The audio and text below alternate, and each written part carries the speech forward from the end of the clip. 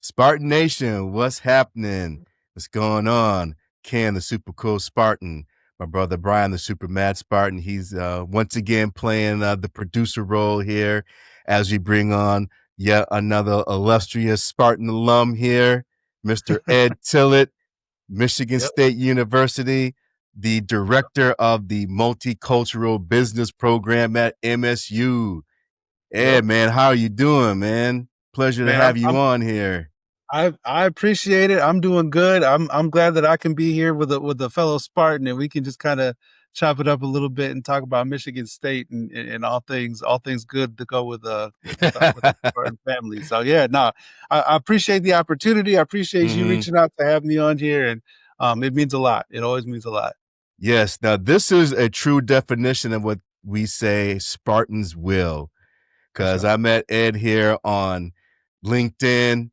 I was just going through LinkedIn. I think I was making some posts or something, and Ed's name came across my feed. I was like, oh man, this brother, I mean, his background is super magnanimous. I mean, I expect you, Ed, to become the president of Michigan State one day.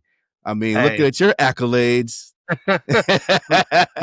Real talk. You know, you never know. One day, one day, I dream big. I dream big. So you know what? If that happens, that's in my future. Then hey, I'm not gonna stop it. That's something I would love to, that's a future life goal that I would love to make happen. So you know, that happens. We're gonna pull this back up when that happens.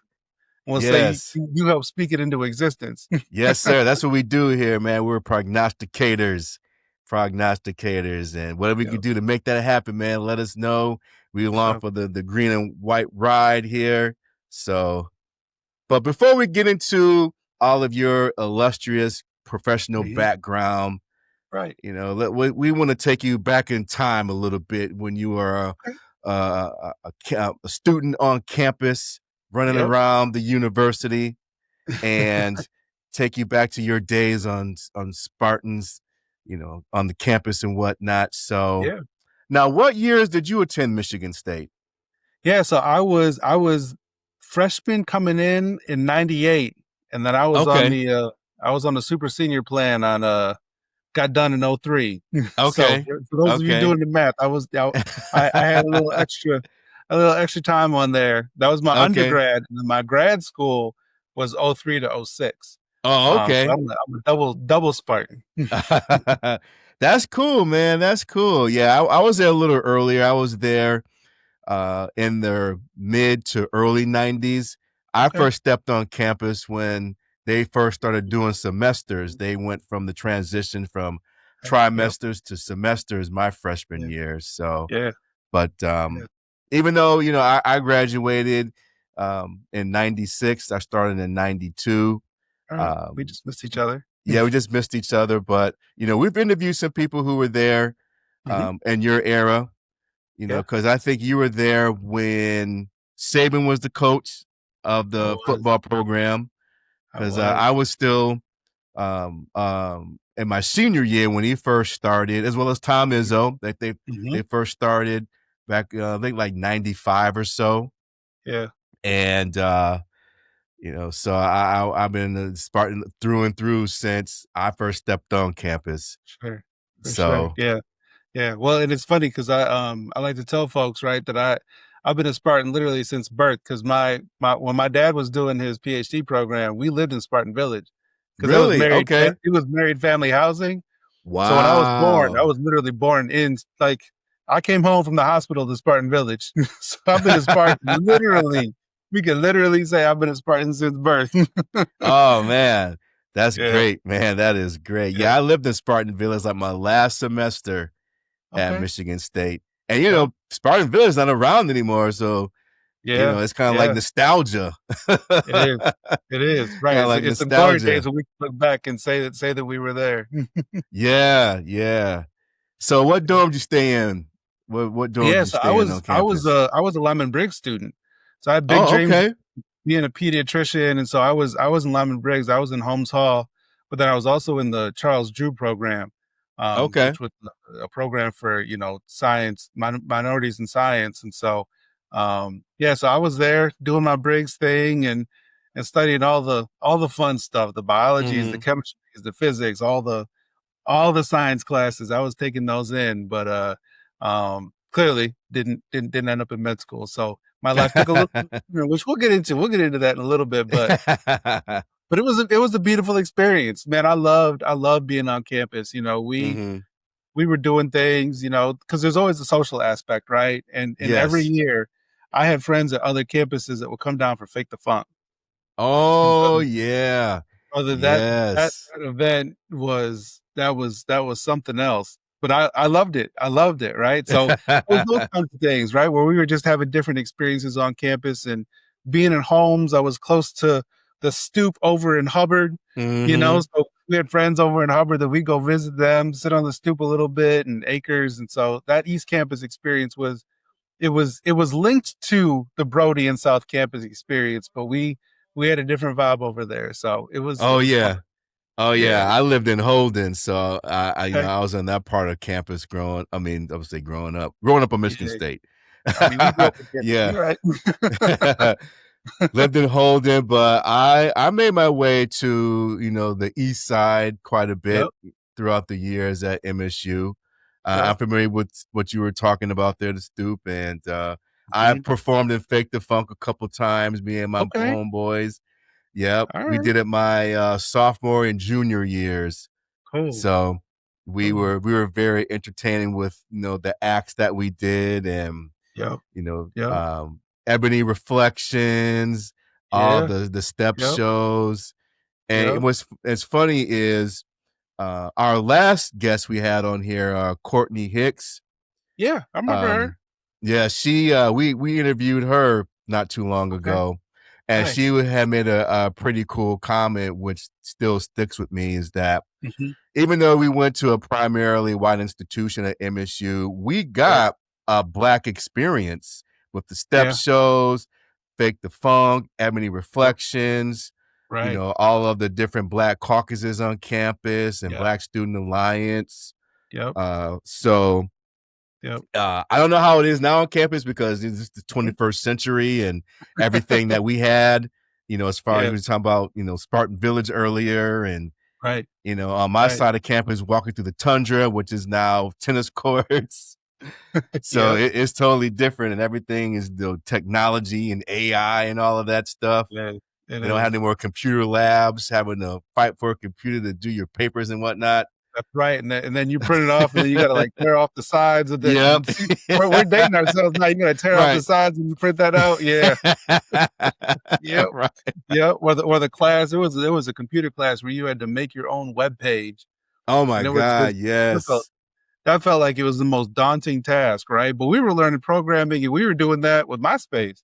Yes. So I'm going to date myself right now, but MySpace, we were all tech savvy, doing your top fives and your musics and all that. I mean, MySpace was that thing. We were programming. We didn't even know we were programming. We were programming in MySpace. So right. So did you get a chance to attend any football games, basketball games? And if so, what were your most memorable games that you saw while you were a student on campus? No, absolutely. So what's funny is, right, you were talking about kind of how we find our own communities, and that's what we do, right? Even I think to some of the students now, you find your own communities and kind of where you fit, and you learn very quickly how a large campus can shrink when you start making friends with those on your floor, and then you start connecting with the orgs, and so I think to your point, right? We do build a community, and I think that even part of that experience, especially at a Michigan State University, it's a D1 Power 4 school. That athletic experience is like no other as a student. To be agreed. able to kind of totally agree, brother. I know you've lost your voice at some games, cheering and hollering and jumping around and high fiving folks like we do, but yeah, there's some memorable ones that stick out. I remember it was one of the first few years I was there. I want to say it was like 99 or something like that. If I remember right. And we had we had like we beat Tom Brady, right? Like so yes, I remember right that. so when we think about Big Ten, right, we think about some of the dudes that we played against, right? You know, in that one year we played Tom Brady, we played Drew Brees because he was at Mm-hmm. Purdue, Yep. and Ron Dane, right? And I just remember beating Michigan. So there's two Michigan games that stick out of my head when I was there. There was that one because he was supposed to be, you know, all this, that, the other, right? Tom Brady, we beat him, and then and I want to say it was 2001, I think it was. TJ Todd Duckett. Oh yeah, He caught yeah. I that. He remember caught those. that that Yeah. that pass in the back of the end zone, brother. That was, we talk about lose your voice. That Yeah. that that is a moment that I lost my voice, and that team was special. That team was so Yeah, they special. were. I remember that game. Yes. Yeah, man, that was, ooh, that was something else. And what's funny now is, you know, kind of being in the Atlantic area, I've become friends with Todd now, and so to see kind of his transition into life and a family man and a father, you know, it's wild that we juxtapose those things and how we grow as Spartans and we Mm-hmm. continue on with our path. But man, that when you talk about a game that sticks out in your mind, and then you got all the Michigan fans. I mean, it's a good thing there wasn't like a Twitter or social media back then because they were hating, right? We need that Oh 1 second yeah. back. By 1 second, y'all Yes. stadium, and nah, brother, Yes. I just lost. Take the L and go. Just Right. take the L and Right. go. So those two stick out, but then I would not be truthful if I didn't bring up the fact that we won that 2000 championship while I was a student on campus. You Oh know, that yeah. was that was so special. Mm-hmm. You know, kind of the second time it's ever happened, and to be a student on campus at that time, and all the t-shirts and the vibe that was around that was special. And once again, you know, as those guys have grown up, as we've grown up and we've been in the area, you know, become friends with a lot of those dudes. And you just see how special that bond was when they won that in 2000. That was something else. So we watched that. I'm trying to think of where I was when I watched that. I want to say I was at like a B Dubs or something like that to watch that one. Okay. Um, I feel like I was at a B Dubs. I was somewhere. And we just loved it. It was Mm-hmm. magical. That was a magical time. Um, and then the Final Four run, you know, this happened while I was a grad student, so I'm gonna throw the undergrad in there. But then this Okay. grad time, you know, when the women's basketball team, they had their Final Four and championship run, with a special team. So, um, that was a year they beat Pat Summit at Tennessee, right? I Like we're remember talking, that. Yeah, you I remember know, it's that. so those are the games that stick out the most to me when we talk about um MSU athletics and the sport, the games that I feel like we bonded a lot around, Mm-hmm. between my friends, and then folks who have grown up now that, you know, we've all grown up. We're all adults now, and so some of them have gone on. You know, Kristen Haney, who was on that team, she's a coach at Central Michigan now, and Okay. you know, there's just so many folks that have done so many great things in their life after their athletic experience that um, it's been fun to watch, and it's fun to be able to kind of build some friendships with those folks because, you know, at the time when we're students, that's just it's another student on campus, and you see them in passing. Maybe they sit in the class with you, Mm-hmm. but now that we've kind of entered our professional era, I call it that, our professional Right. era. You know, it's been fun to see some of the amazing things that they've done. You know, with Andre opening Conquest Fitness, and you know, Matt Ishbia, we know what he's done in his professional career from Mm-hmm. that 2000 championship team, and Bettine, and you know, DT, you know, David Thomas, and so many others, Alan Aganye. I mean, so many of them have done amazing professional things, and that's what makes being a Spartan so special. You know, Right. I think that's really what makes it special. You know, we have a not only a great, ambitious student body, but we have a strong network of folks that it takes nothing to be able to, you know, connect with them and collaborate with them, and do some amazing things. So, yeah, Yeah, yeah, I agree totally with that. yeah. And we had a chance to interview Charlie Bell It was a little over a year ago. We interviewed Charlie Bell, and we were talking to him about his time, at MSU playing for Izzo, and he provides some great insight, from a player's perspective, how that time was. Right. And those are some great times at MSU because I remember, I already graduated from Michigan State when all that happened, but I remember all the games you mentioned.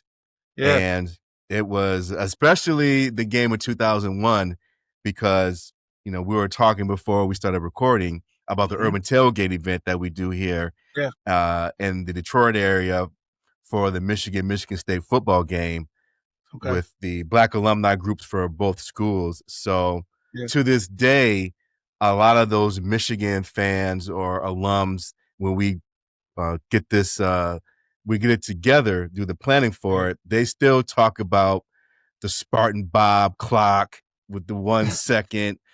I mean, it's amazing how these guys, when they remember losses, they always talk about something happened, woe is me. You just can't take the loss. If you lose, you lose. That's it. Right. But it is what it is. Just take it. Right? Just take it and move on. That's what you gotta do, right? Don't make excuses. Exactly. Right.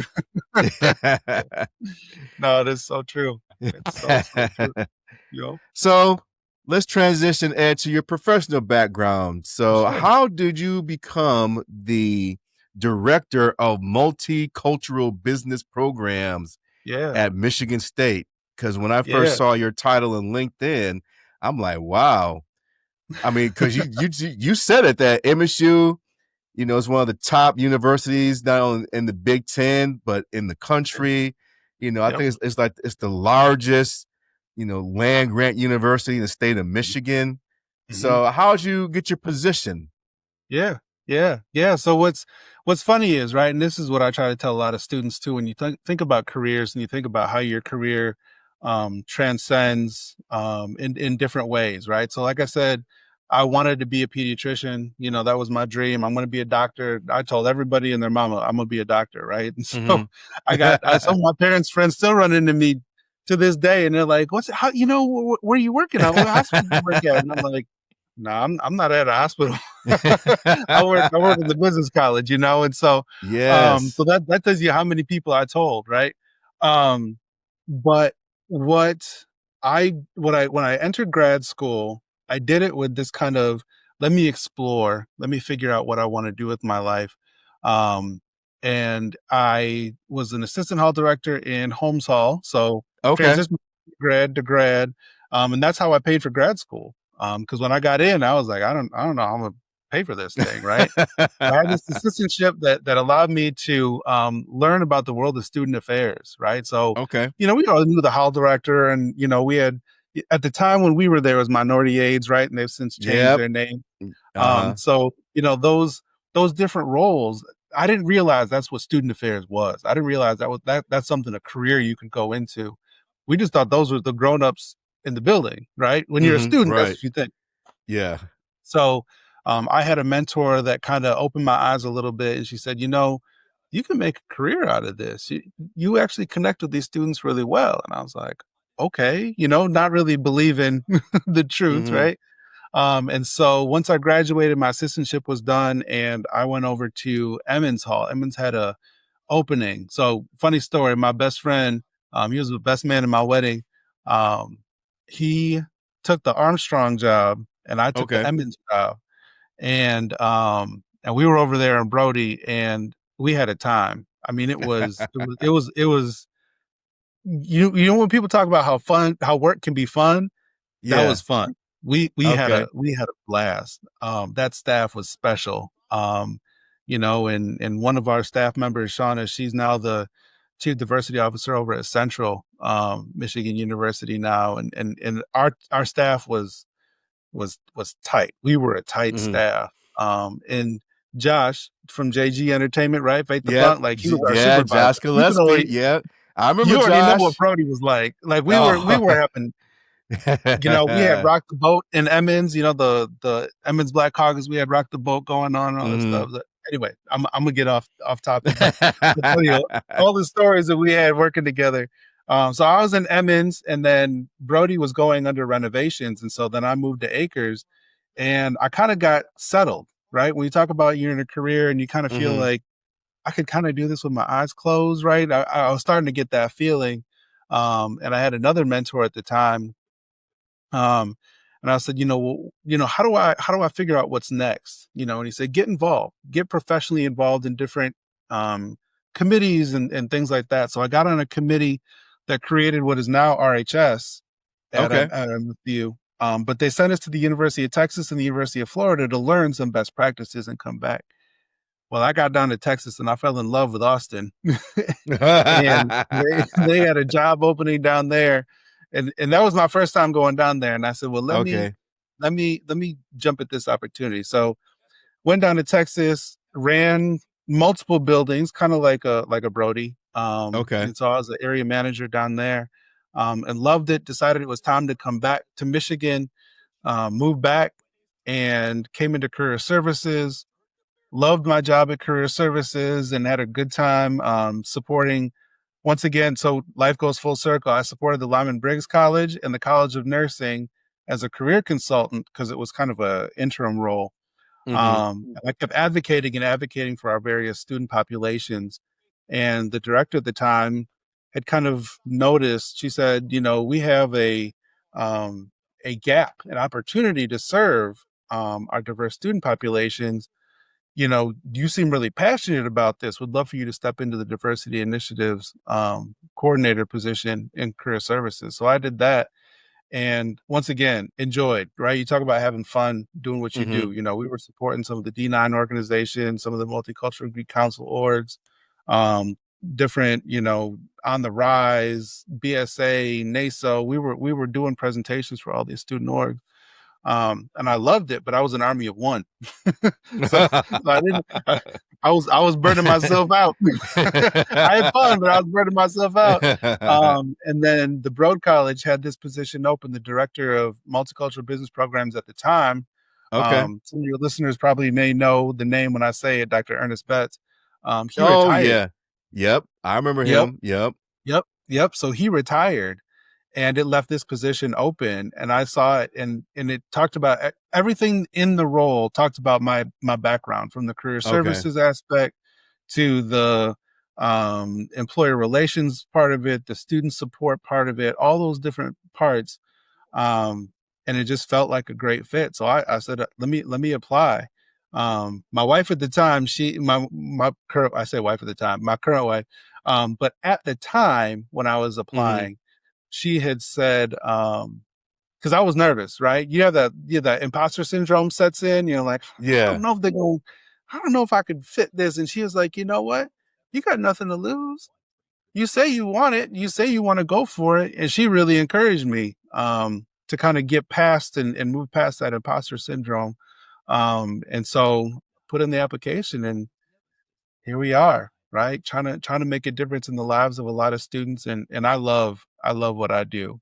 It's a great time. We are able to do some really cool things for various students and provide opportunities and create and ideate and collaborate across alumni networks, across professional networks with employers. It's a beautiful thing in the Broad College right now. So. Yeah. So that's a journey. That's a long journey, but it's a journey. No, that's a good one, man. I love hearing that, man, because I remember as a student myself, I took a lot of classes in Eli Broad. I mean, I basically lived there outside of maybe Wells Hall, going to my math classes and comm arts and science, because I graduated from MSU with a degree in telecommunications, which no longer exists as a degree in that program. But I took a lot of classes there. So I wish that there was someone like you there when I was a student. So, but that's good, man. Your background is amazing. And like I said, before we started recording, that when we do these interviews, as part of our classic Spartan series, we want, a diverse group of, Spartans to talk to, because Yep. it opens so many different conversations and learning experiences, from Right. Spartans, whether if they went to Michigan State or they're Right. somehow affiliated with the university. Mhm. So that's great, Yeah. man. Your background is great. Thank you. And one thing I Thank you. saw on LinkedIn, Yeah. I think it happened maybe a couple of weeks ago, that you had hosted some students from 100 Black Men. I think I Yeah. saw that Yeah. post Yep. on LinkedIn about that. So Yeah. Yeah. yeah, Yeah. So that's great. That's great. that's one of those things that we try to do, right? So so part of our role, right, is not only supporting the current students within the business college and those that are, business prep, exploratory business students. What we try to do is we try to build a pipeline of students to come in, right? And Okay. so, how do we connect with various communities and community organizations to be able to bring them to campus? Because, one of my philosophy, especially when we talk about students who are thinking about college is, if you can be it, you can see it, right? So Mhm. if you can see it, you can be it. Sorry.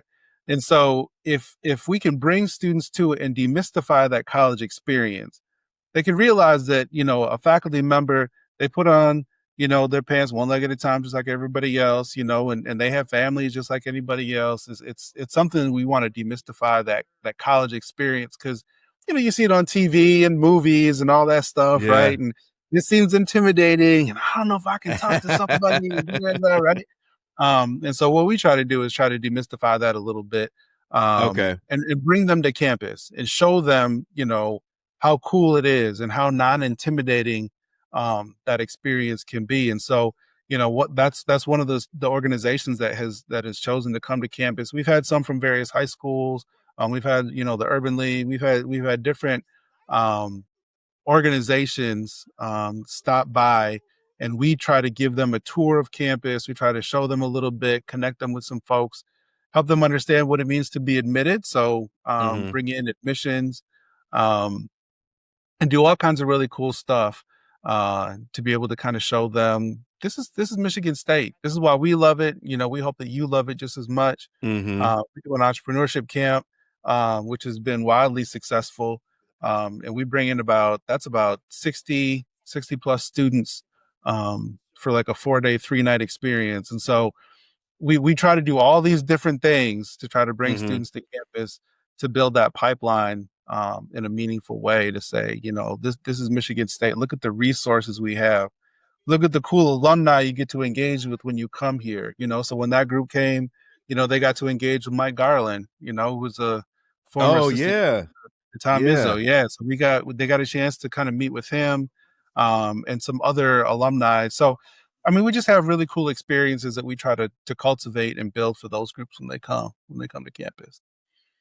One thing that's cool about Michigan State, and I can't speak for any other colleges, Big Ten or outside the Big Ten, Yeah, is the ability to network pretty easily, because yeah, throughout my time, from being a student up to right now, yeah, the ease to network with various people who are Spartan yeah, alums, because that's the first thing you have in common with that, right, person is a Spartan alum.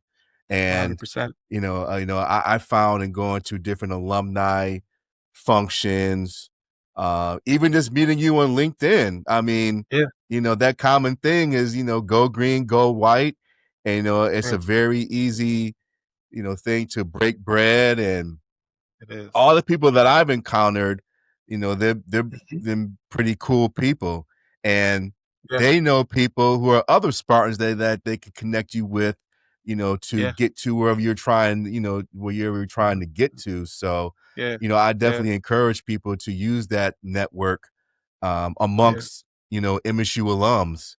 And yeah, another thing I wanted to point out too is that yeah, the perception of Michigan State, and I'll just speak from this area here in mhm, Detroit, Brian and I always talk about it, because in our area, everything is so inundated with, Michigan, mhm. Yeah, y'all Ann close to Ann Arbor, Arbor, yeah.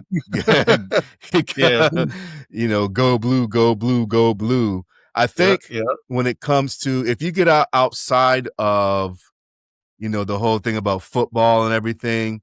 Michigan State has some very top-notch programs. Oh, for sure. Mean, and whatever background you want to get into, whatever, you want to study, very top-notch programs. Absolutely. I mean, and I'll just take, for example, me coming from the commerce program.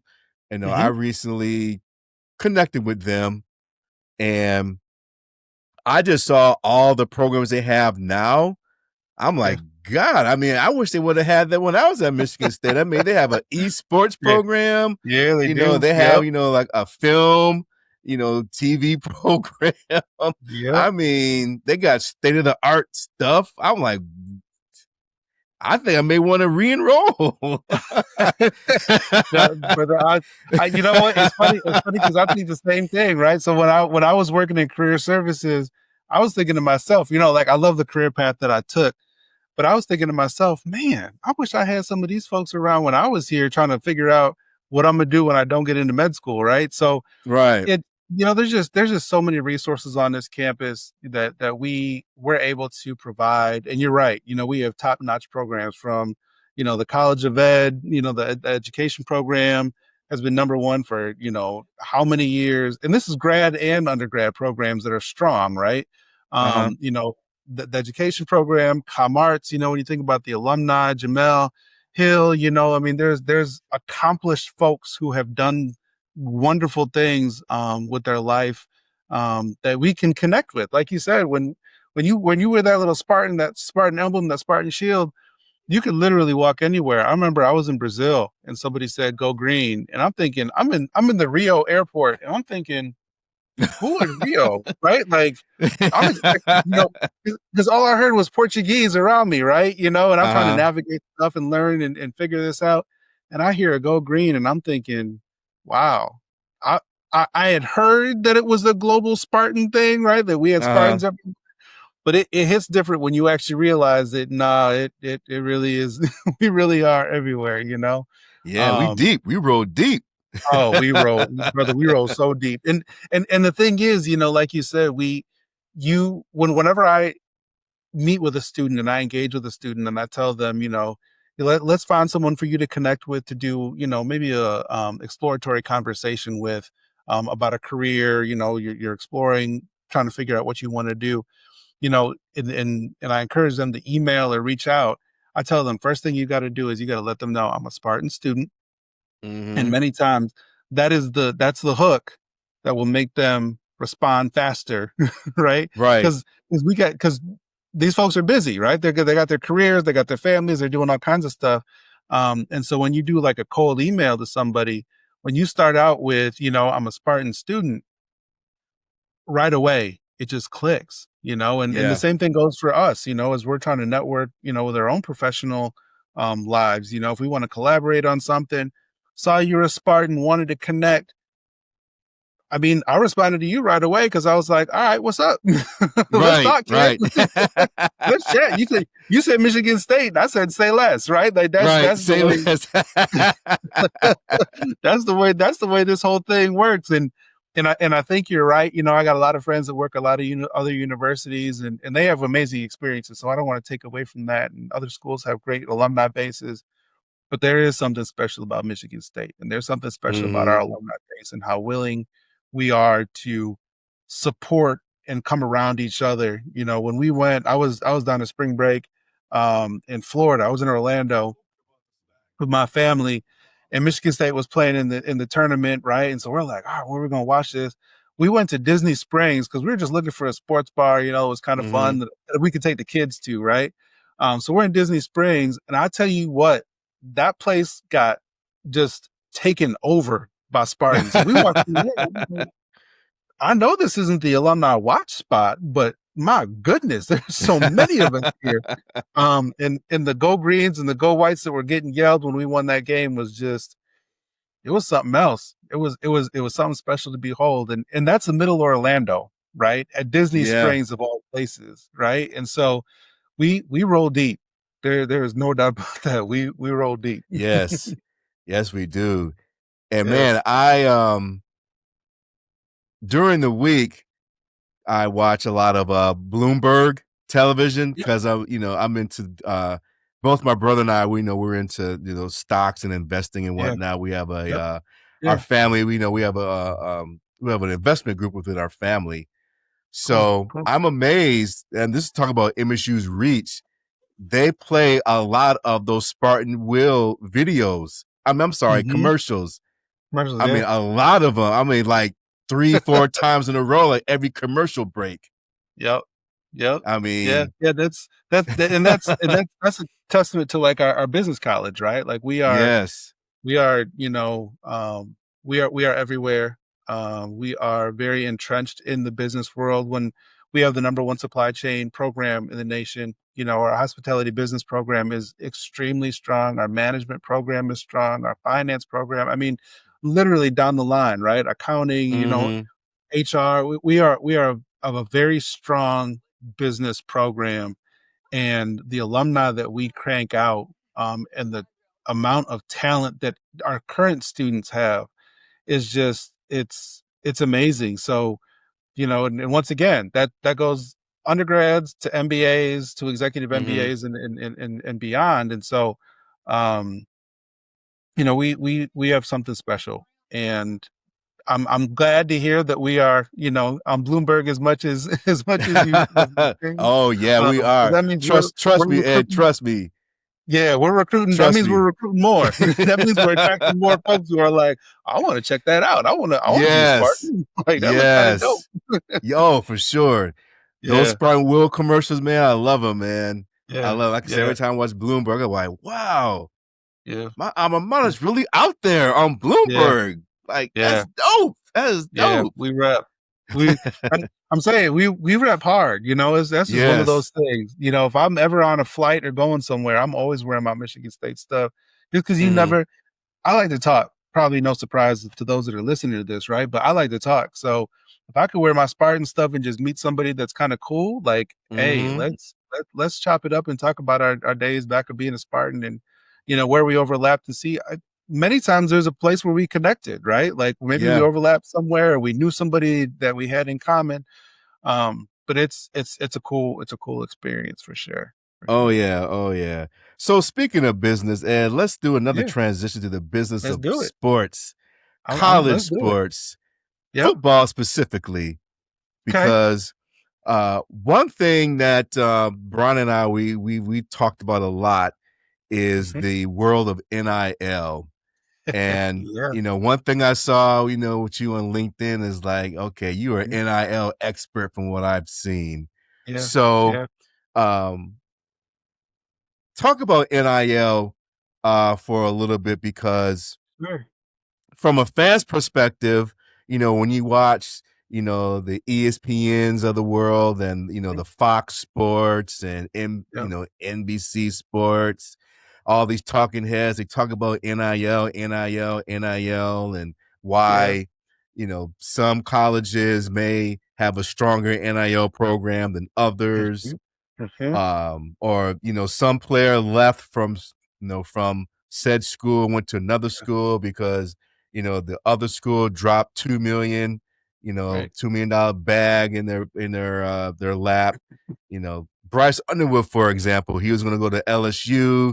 So U of M backed up the Brinks truck and said, hey, we'll give you $10 million to come play for us. So from a business perspective, how does NIL really work in terms of that world? Because, that is college football now, well, college sports in general, but specifically with, football, sports being #1 than basketball. So from the business perspective, how does NIL work? Yeah.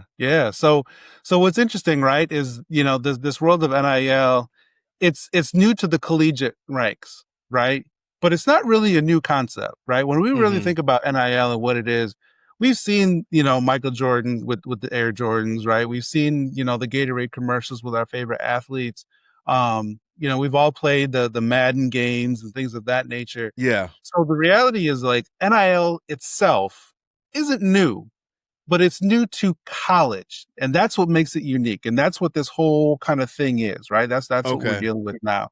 It's new to the college ranks, and that's kind of what started with the Ed O'Bannon case. And what's funny is that the person, Sonny Vaccaro, who was the instrumental person that got Jordan his Jordan deal, with Nike, was the one that worked with Ed O'Bannon with his lawsuit regarding name, image, and likeness with the video game world. That's where this started, right? It was the video game world.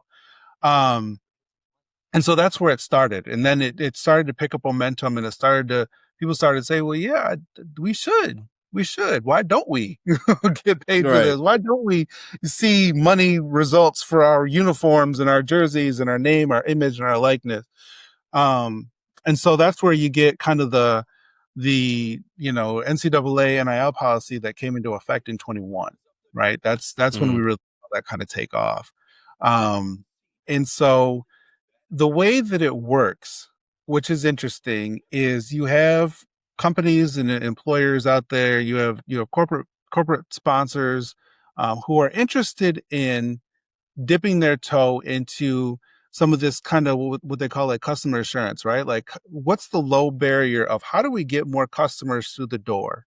How do we get folks to be more interested in our product and our brand? How do we expand our brand recognition, right? So they might have great brand recognition among a certain demographic, but they want to jump into a different demographic that might be a little bit younger, because we know college athletes kind of engage with younger audiences, but it might be just some fans that are into the college atmosphere, right? So after you start to see the Cooper Flags of the world that are going with New Balances, or Caitlin Clark doing, when she was in college, still doing some State Farm ads. They're looking at how do we leverage that person's name, image, and likeness to be able to expand our reach into a new community, into a new market demographic. And so that's where some of this really comes from.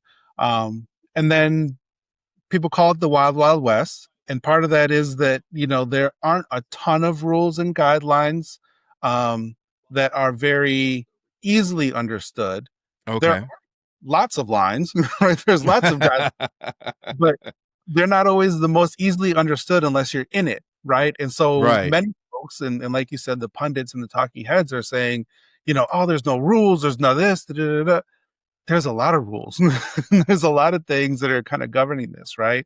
There's the College Sports Commission who's come around now with NIL Go. And NIL Go is the portal that the student athletes have to register their deals with, right? So student athlete will get a deal. They have to put that deal in NIL Go so that it can be understood. There's compliance behind that. There's compliance rules behind that, which allows them to kind of work on that third party, because there's a third party NIL, right? Okay. Because it's not the university with the rev share, and it's not. It's something where they are getting these deals on their own, right? And so that is an acceptance that they need to receive before they can adjust and get the contract to be approved, and that goes through the College Sports Commission. So it's got rules and it's got guidelines around it, but like you said, a lot of folks, because it's new, it's misunderstood, and it's a scenario where a lot of folks don't like the change that's come with it, right? Because they feel like, oh, my player's only going here because of the money. And there are some of those cases. I'm not going to say that there's not, right? There are some folks that are making decisions purely on a monetary amount. But what we see a lot of student athletes doing, is they're still looking for culture. They're still looking for, where do I fit best? Where am I going to start? Where am I going to play? Especially if they're kind of a little bit more high profile, right? They're still looking for, where am I going to get my best advantage to go to that next level? What we see is kind of the mid-tier folks. They're saying, if I can get a bag now, well, let me get a bag now. Right. And so that is happening to a certain extent. But I wouldn't say it's as pervasive as it's made out to be in the media sense. Okay. I think we hear some of these big names and these big dollars that come around, and when we really drill down, those are kind of the one-offs, right? Not everybody is a Bryce Underwood. Not everybody's paying out millions of dollars to get their quarterback, or their running back or wide receivers or whatever. And what's interesting is, when NIL first started, it was the female athletes. And it still is a decent amount of female athletes that are making some of the biggest dollars in this. Because we're looking at influencer strategies, and we're looking at how they are having their followers on various social media platforms, and Livy Dunn she was a front runner, as a female gymnast. And so when NIL happened, they're like, oh, the quarterbacks, the centers, the point guards, da, da, da, da. It was Livy Dunn as a gymnast who was raking in the most, which was very counter to what you were hearing as a narrative in the social media atmosphere, in the sports pundits. So it ebbs and flows and it changes. But right now, I think the dust is starting to settle a little bit more. Folks are really grasping what it actually is, how they can make it work for themselves. There's still a lot of jockeying for position between universities and athletic departments. We've heard all these different things about private equity, and VCs and all these things. That's all out there, right? And it's not because it's the wild, wild west. It's because people are looking for, how do we make this work for us? And how do we make this a sustainable model, right? Because you can go to the well a million times, but eventually that well's going to dry up. So you got to find a new well, right? Right. But if you can create a sustainable opportunity, that's where the change happens, and that's where folks are really that's where you see that kind of what I call jockeying for position. People are thinking creatively to develop and grow things in a way that's meaningful, and most importantly, it just comes back to sustainability. How do we do this where we know we're going to have a set amount that we can rely on, that we can use, that we can leverage in terms of a revenue base? So, yeah. So I can go on and on about NIL for sure. It's fascinating, right? It's fascinating. It's a new business. It's a new business venture that's just really, really exciting. And it's changing the landscape of sport very rapidly. And we're seeing more business folks in the college athletic atmosphere. When we think about different athletic directors that are coming in from different spaces, some of them are coming from business, right? There are some schools who have hired athletic directors who are CEOs of businesses to take over, or they're bringing in professional sport professionals who are coming in to say, here's how we could kind of transfer, what some may call the commercialization of sport, but they're bringing things into that sphere. So yeah, so it's different. The landscape is changing rapidly. My son is 15 and he has big dreams of big dreams of playing, D1 somewhere at some point in time. And so I know what it looks like now is not what it's going to look like when he graduates in 4 years. He's a freshman right now in high school, and his brothers are coming up behind him, right? My middle is in 7th grade and my youngest is in 1st. And when they get through, college sports is going to look completely different. So it's just an ever-changing landscape. Man, sure. I can't even imagine. My son is in 7th grade too. He actually made the music for Cue the Woodshed. Shout out to my son Ethan. Brian's nephew, but he's in 7th grade too. And I don't know if he has aspirations, to be a D1, sports athlete, but if he does, I cannot imagine how that's going to look. Very different. I cannot imagine that at all. Yeah. So, but thanks for that insight, because again, for sure. When when Brian and I talk about it as fans, we just talk about it as fans, and we just see the end result. Just talking about MSU football, for example. And we know, the past 4 or 5 years hasn't been that good to us. But we always talk about, how the MSU spend their NIL money, and then you hear all these different things about, well, the NFL, they ain't set the NIL program up that good, and blah blah blah blah blah da da da da da da. Then we hear, Jay Batt, he comes in as a new AD. Then all of a sudden, you hear about the Force Sparta initiative, and then Greg Williams and his wife, they drop almost $500 million into the university.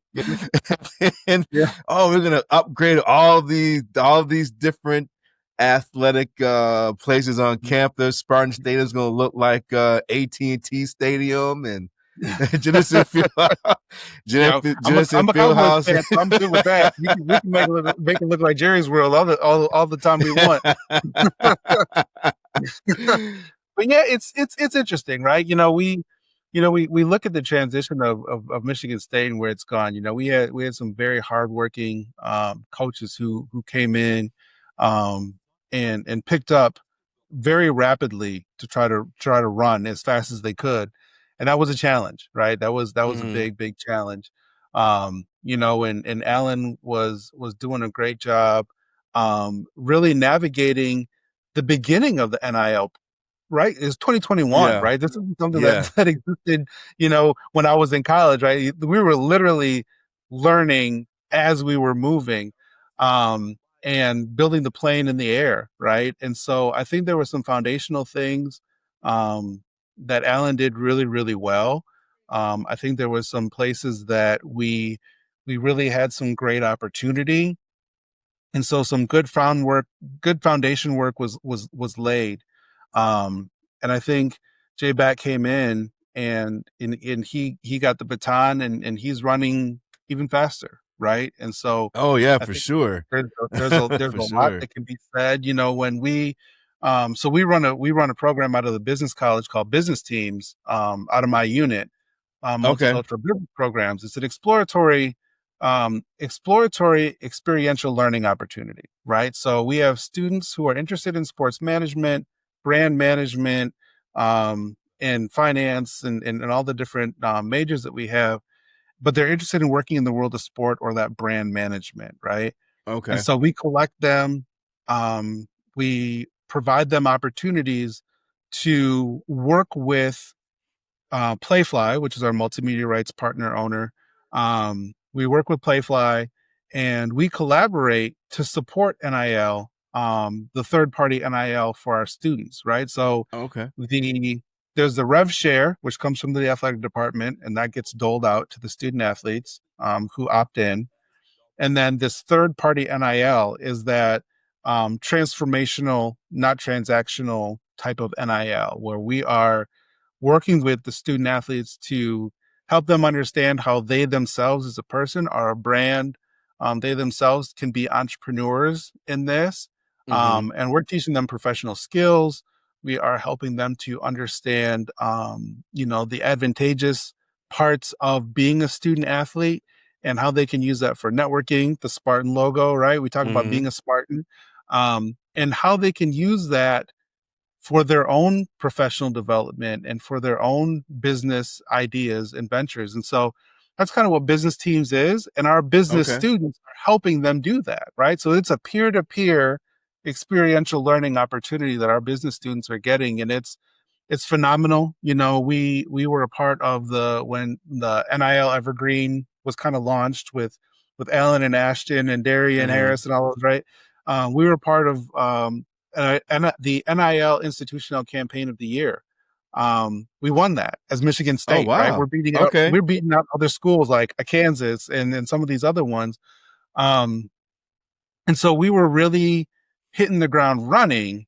And so there's been some stuff, like I said, that was really put in place, some foundational work that was laid. And then, Jay Back came in and he's got a lot of skills in this fundraising atmosphere. and he's showing it, right? He's showing it. So yeah, so we got that influx of resources to be able to once again change what is here at Michigan State, and to help us grow and just continue this evolution of where we're going. But yeah, no, shout out to the folks that were building the plane in the air, because man, it was fun. It was a lot of fun, but there are a lot of conversations that even when we were building this business teams opportunity for these students, we were learning, and week by week, oh, something new came out. Oh, we got to change it a little bit, and so even in what we've done, it's looked different. There's been a different iteration of it each year since we've started, and I think we've kind of finally settled on, okay, there won't be too much change for a little bit longer, so we can hang on to what this iteration looks like, and continue to strengthen that more. But yeah, you'll see some of the stuff, and you've seen some of the stuff, right? You've seen some of the Milk Means More, the United Dairy Michigan, those ads. So Jalen Thompson did one for the Michigan game. That was a part of some of the work that we did. Ozan Barris is a tennis player. He's done some stuff. Blue Cross Blue Shield, with the women's cross country team. We've done some of those. Even the Lansing Brewing Company and Velvet Peanut Butter, who is owned by Mark Reith, right? He's an alum. They've done deals with the women's volleyball team, and that was something that we were a part of, to help develop and curate with Playfly, to be a part of that. So we've done a lot of really cool things for a lot of various sports, right? Because once again, it's the misnomer, right, that it's only the star football, it's only the star basketball, men's basketball, but we've done a lot of different things. Even the some of the suits. There's an alum who has a company called Sweet Life, and he does custom suits. Really? He's a phenomenal person. And we did the suits for Big Ten Media Days for the women's basketball team. So we've done some really cool things out there. Aiden Child's suit for game 1, and then he had a breast cancer awareness suit that he wore. It was sharp. It was a pink. It was a pink one with black lapels, and we were a part of those. So there's all these different things, and it looks different ways. But once again, it all comes back to that, being transformational, not transactional, right? It's not about the money.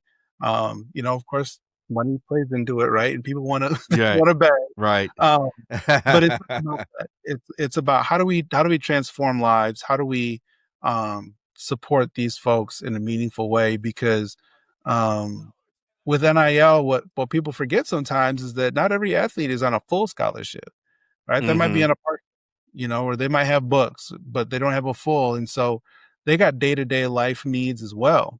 And so when they're getting some of these deals, that money might be helping them with groceries. That money might be helping them to make rent. That money might be helping them, in various ways that we never even thought of as a stratosphere. And so it's not always about just the $1 million bags and how many bands someone can get for something. Right. Right. And no, they're just gonna blow it on jewelry and cars. Well, we're just buying like groceries. They just doing some basic needs, some shampoo, there, and some toothpaste, right? Because they need to survive.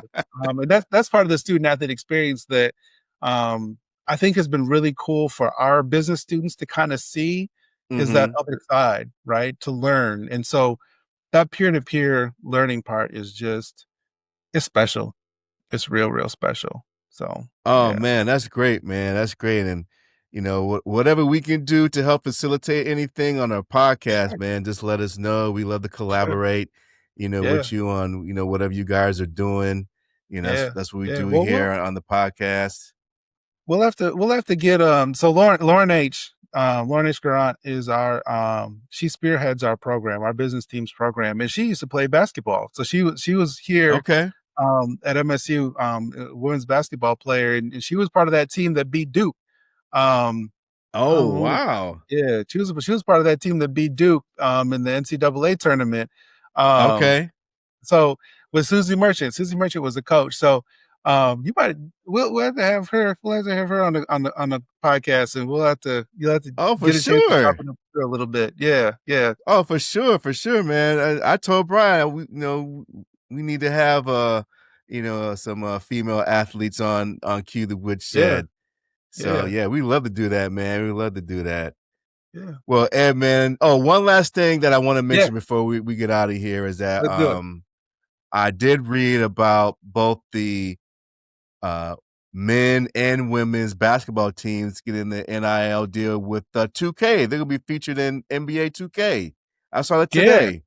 Yeah. It's exciting. I know my kids are gonna have a blast when they start playing. They're gonna have to say, like, Dad, let me school you on this. But yeah, my son too. No. My son too. I sent him the article because he loves NBA 2K26. So yeah. He he's gonna be ready.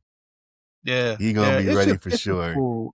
and that's it, right? That's what this is all about. It's really cool opportunities for these student athletes to be able to experience, and then how do they leverage that, right? And that's where we come in, where we're trying to help them understand this is how you leverage yourself as a professional. This is how you leverage yourself as a business, right?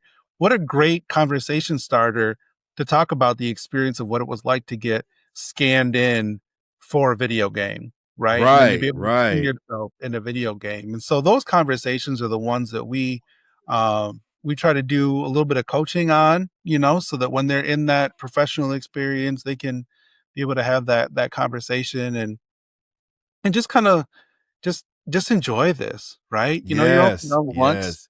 I mean, I would have loved it if I could have seen myself in the video game. I didn't hoop like that. but what a really cool experience, and how awesome is it that both our men's and women's program got to do that, and that's the beautiful thing. That is super awesome. Yes. Yeah. So, man. Yeah. Me too. Well, Ed, man, it was a super duper pleasure to have you on here. You enlightened us a lot with all your vast knowledge of NIL, your background, professional background, time at Michigan State. Man, definitely got to keep in touch, man, so we can make some things happen.